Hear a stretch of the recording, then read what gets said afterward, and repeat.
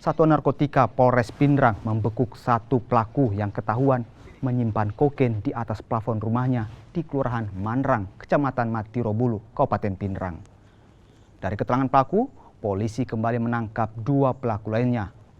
Narkotika jenis kokain ini diperoleh para pelaku dari luar negeri dan rencananya akan diedarkan di Kabupaten Pindrang dan sekitarnya. Atas perbuatannya, ketiga pelaku diancam hukuman minimal 6 tahun penjara hingga penjara seumur hidup. Barang bukti yang dikuasai oleh lelaki atas nama KNJ, kemudian dilakukan pengembangan, ditemukan barang bukti yang diduga kokain.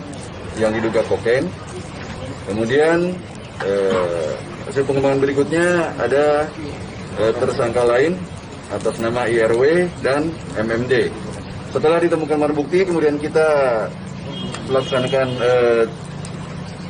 pemeriksaan ataupun tes ke laboratorium forensik dan dipastikan bahwa barang bukti ini merupakan jenis kokain HCl dengan berat